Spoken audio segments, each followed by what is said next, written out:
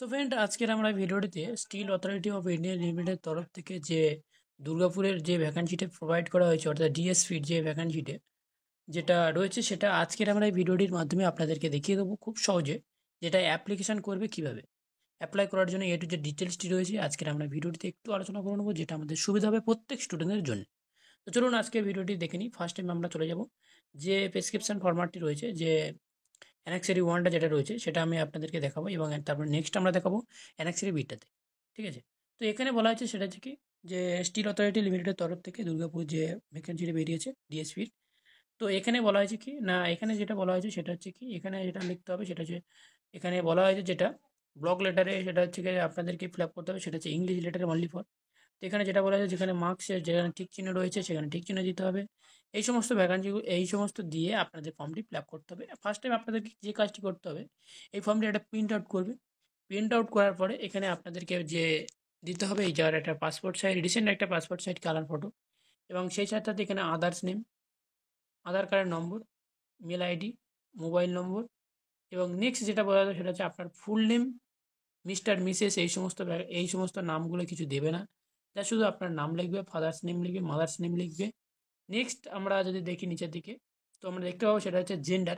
এই আমি আজকে আগে আমি আপনাদেরকে বলেছি যে এখানে যেহেতু জেন্ডার রয়েছে, তাহলে জেন্ডারে অবশ্যই এখানে টিক চিহ্নটা দেবে। দিয়ে এখানে ম্যারিড স্ট্যাটাস, যে সমস্ত ক্যান্ডিডেটরা আনম্যারিড রয়েছে তারা আনম্যারিড দেবে, যে সব ম্যারিড রয়েছে তারা ম্যারিড দেবে।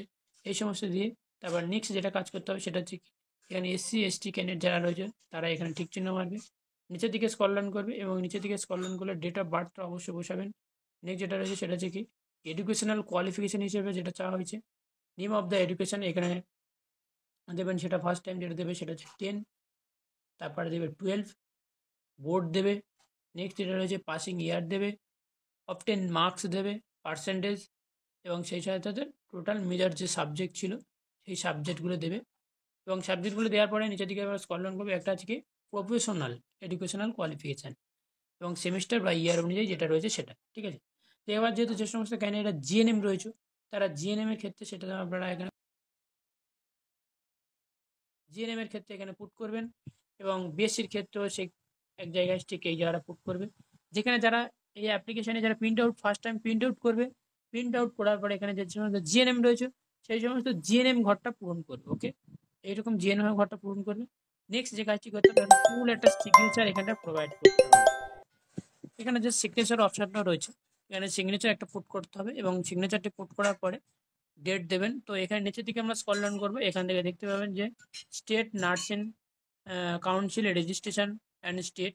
তো এখানে আপনারা দেখতে পাচ্ছেন যেটা হচ্ছে যে স্টেট থেকে আপনার রেজিস্ট্রেশনটি হয়েছে সেই স্টেটের নাম এবং রেজিস্ট্রেশন নম্বরটি পুট করতে হবে। ন্যাশনালিটি, রিজন, সেই সাথে সাথে পারমানেন্ট অ্যাড্রেস, প্রেজেন্ট অ্যাড্রেস, এই সমস্ত দিয়ে আপনারা এই ফর্মটি ফিল আপ করতে হবে। নিচের দিকে আমরা যদি স্ক্রল ডাউন করি, তাহলে এক্ষেত্রে আপনারা দেখতে পাবেন সেটা হচ্ছে কি ডিক্লারেশনের একটা অ্যাপ্লিকেশন রয়েছে।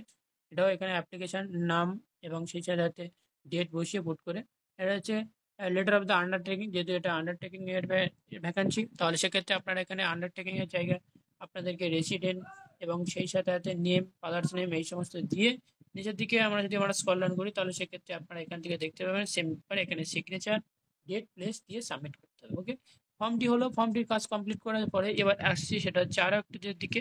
এবার এখানে বেশ কিছু ডকুমেন্ট একটা পিডিএফ আকারে বানাতে হবে, যেটা হচ্ছে কি পিডিএফ গুলো রয়েছে, যেটা আপনাদেরকে পিডিএফ বানাতে হবে। সেই ডকুমেন্টসগুলো আমি স্টেপ বাই স্টেপ একটু দেখিয়ে দিলে তাহলে আপনাদেরকে অনেকটা সুবিধা হবে।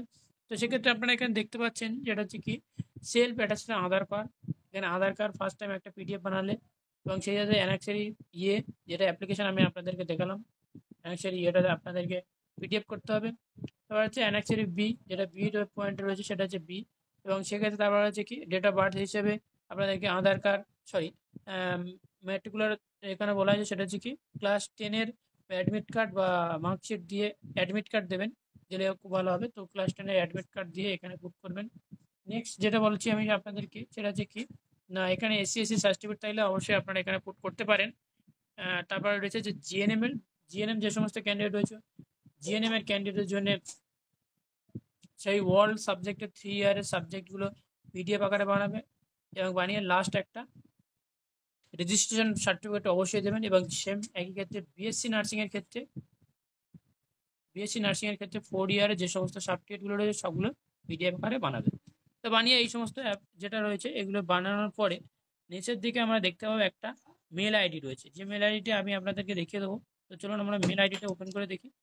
মেল আইডিটা আমরা যদি দেখি তাহলে এই যে আপনারা মেল আইডিটা দেখতে পাচ্ছেন, ভালোভাবে আমি যদি জুম করি তাহলে আপনারা এখানে দেখতে পাবেন এই যে মেল আইডিটা রয়েছে, এই মেল আইডিতে আপনাদেরকে অবশ্যই মেল করতে হবে 30 তারিখের আগে।